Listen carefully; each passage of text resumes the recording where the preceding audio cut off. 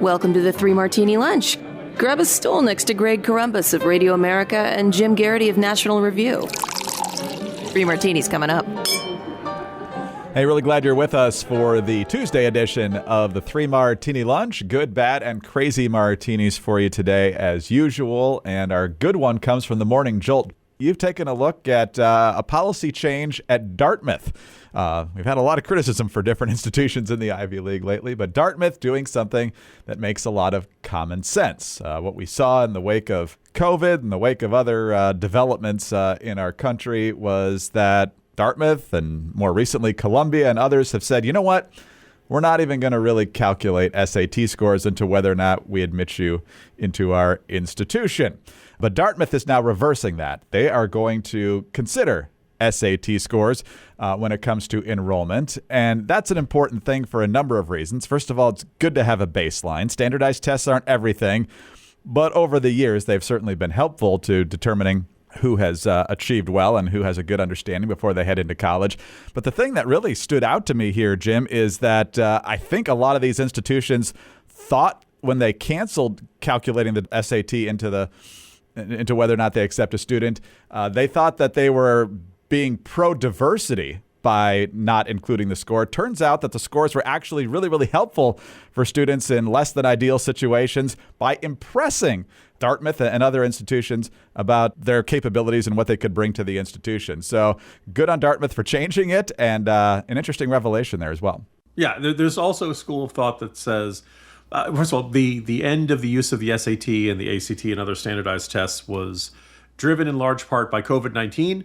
And you can make an argument about whether because the pandemic was so disruptive to the traditional application process to colleges and attendance at colleges that you could justify it under that. But a bunch of schools, including most of the Ivy League, said, oh, you know what? We're never going back to that. We're never using it. This is unfair. And as you said, it was an effort to get more diversity. It will probably not shock many listeners to hear that Asian American kids generally do very well on standardized tests. And if you have this mentality of, well, we want diversity, but the right kind of diversity. And when we have objective standards, too many Asian American kids end up here. This was a backdoor way of muddying the waters and allowing the colleges to pick the students that they wanted on more subjective criteria. I also note, by the way, when you bring up this topic, Greg, everybody sees it through how they did on the SAT. I did pretty darn well on it, but I still have my doubts about whether I certainly wouldn't want this to be the only thing that a college or university or law school looks at for standardized tests. And by the way, you should also point out that there's two separate questions of should colleges use the SAT as part of their admission criteria, and do kids get too many standardized tests?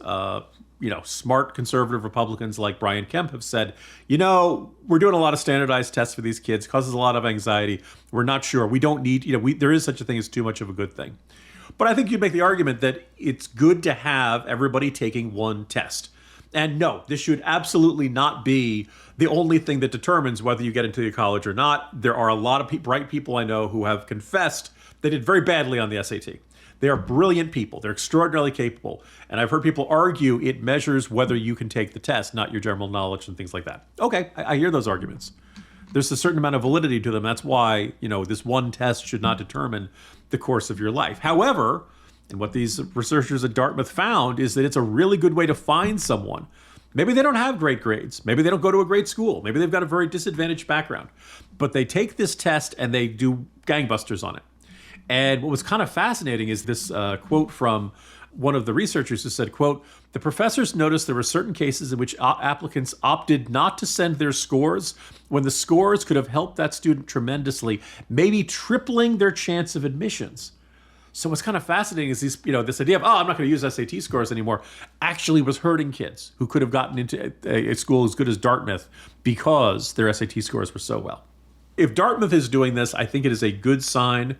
Not a guarantee that everybody in the Ivy League is going to change their mind on this, but it's going to send a signal to the rest of the schools and universities across the country that there is value to the SAT, and there's nothing wrong with using the SAT as one of your measuring sticks. Again, one of your measuring sticks.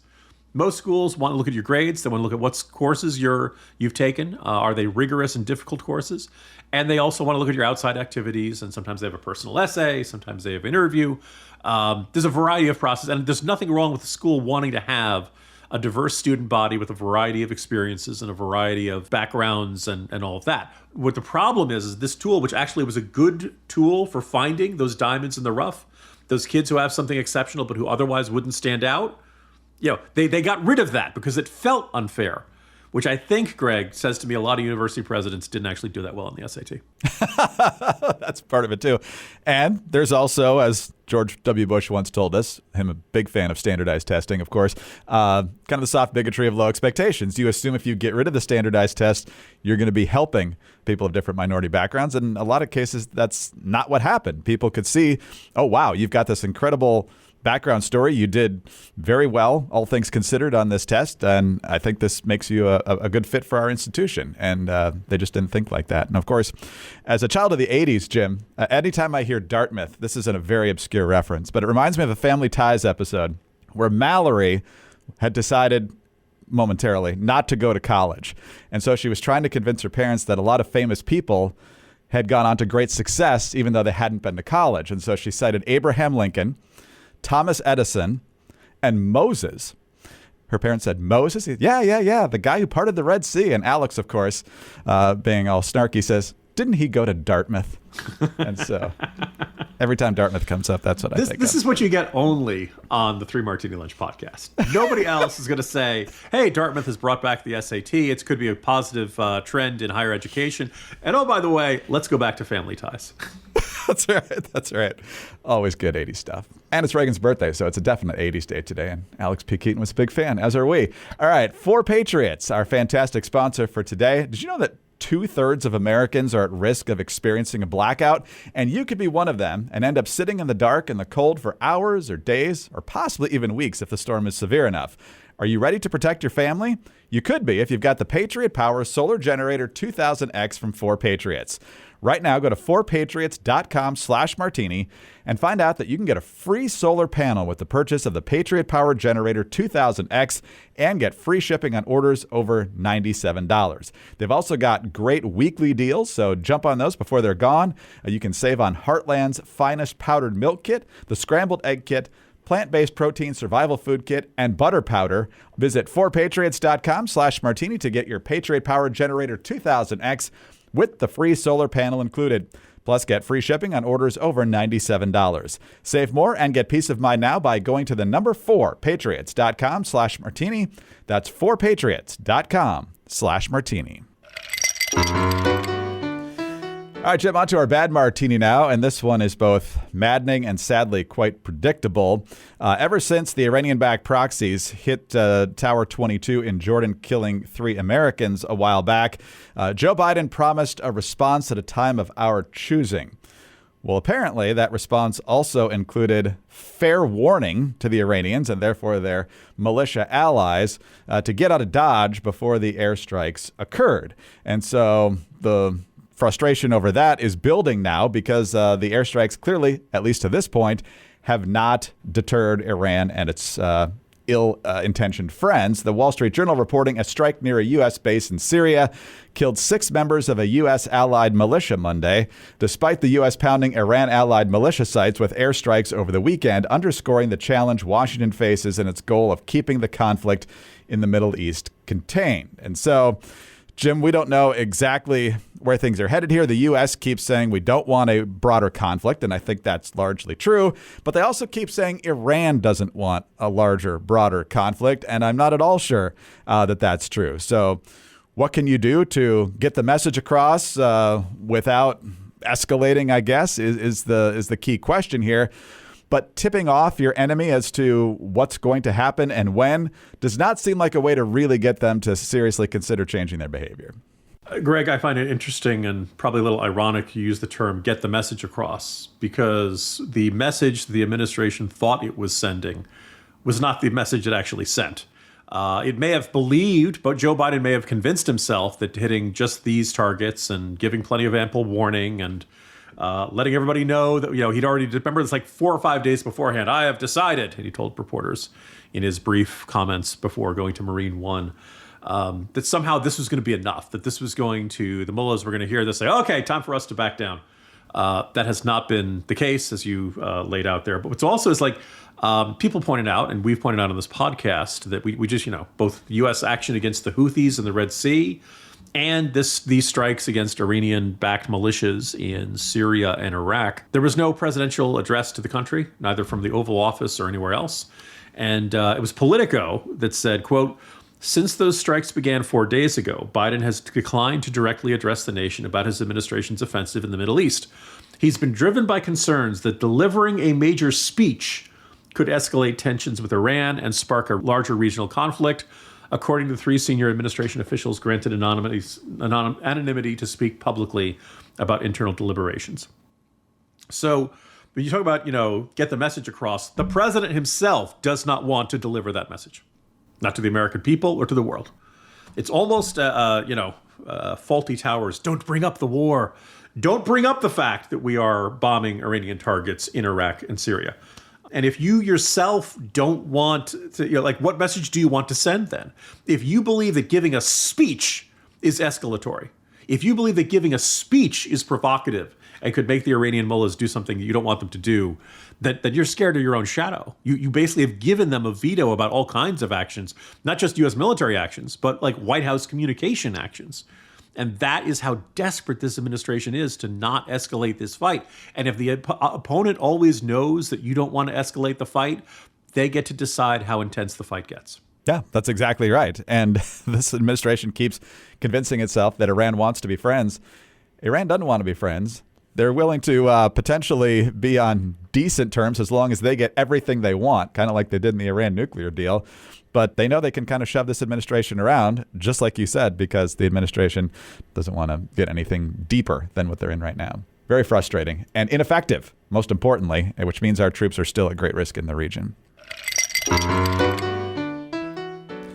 All right, Jim, on to our crazy martini now. And as we reported yesterday, the Senate border bill seems doomed if it ever gets to the House. And now Mitch McConnell, who was, according to Chuck Schumer, very involved in the negotiations, is urging a no vote on cloture tomorrow on the Senate floor. So he realizes this is not going to happen. So he's encouraging Senate Republicans to vote against it. But a funny thing happened on the way to this border bill, Jim. All of a sudden, the party that accused the right of being hysterical and being racist and lacking humanitarian compassion is all of a sudden, they're the hawks on this. They're the ones who see the real crisis at the border, and they're absolutely ready to do what's necessary to get serious about stopping the invasion entering our country. Of course, during the Trump years, it was kids in cages, and we were violating the Emma Lazarus poem on the Statue of Liberty.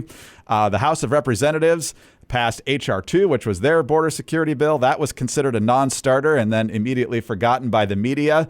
But now this one, because Democrats are okay with this one, now we're very, very serious about this. Listen to Al Sharpton, that long time border hawk, talking to Chris Murphy here, although you'll never hear Murphy. Here's Al Sharpton. Listen to the verbiage here as he talks about the need to pass this bill. What is being done to get the public to really rise up in various states to say to their senators that they want to see the border issue resolved? I mean, you're getting migrants beating up policemen in the streets in New York. You're seeing an influx of migrants all over the country that frankly have people outraged. And couldn't there be some kind of public pressure put in the next couple of days in some of these senator states saying, why are you allowing this to continue?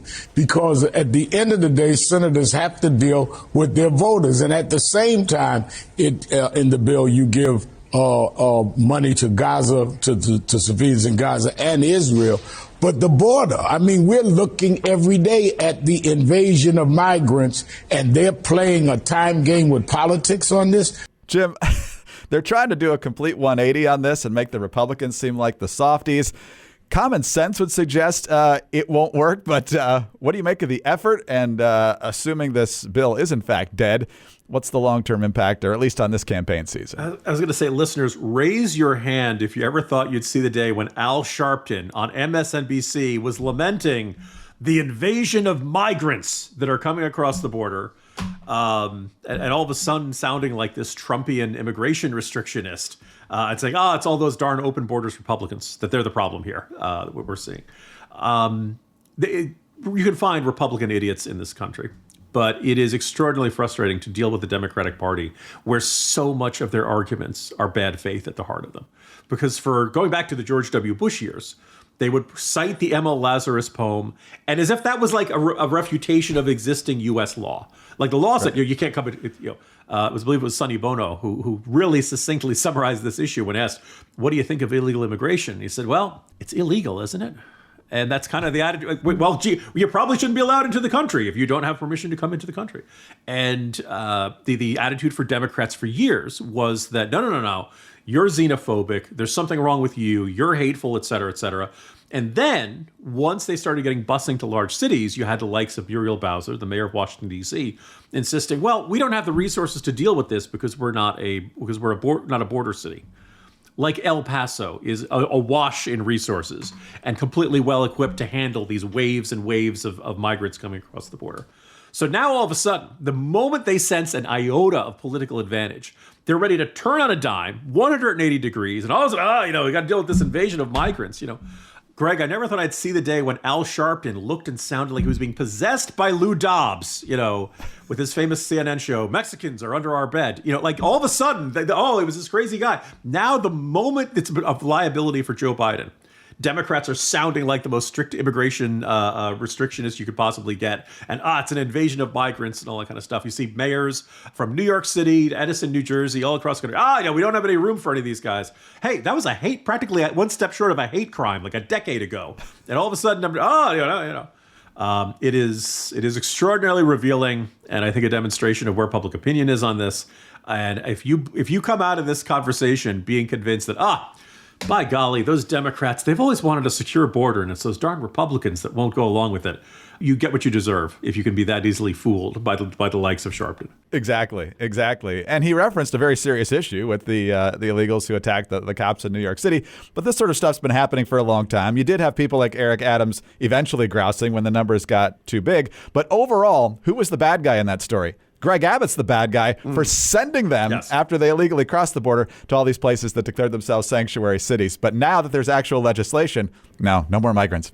I say, Greg, the single most vivid demonstration of how serious the problem of illegal immigration and these migrants on the streets comes from the fact that Al Sharpton is objecting to beating up NYPD cops.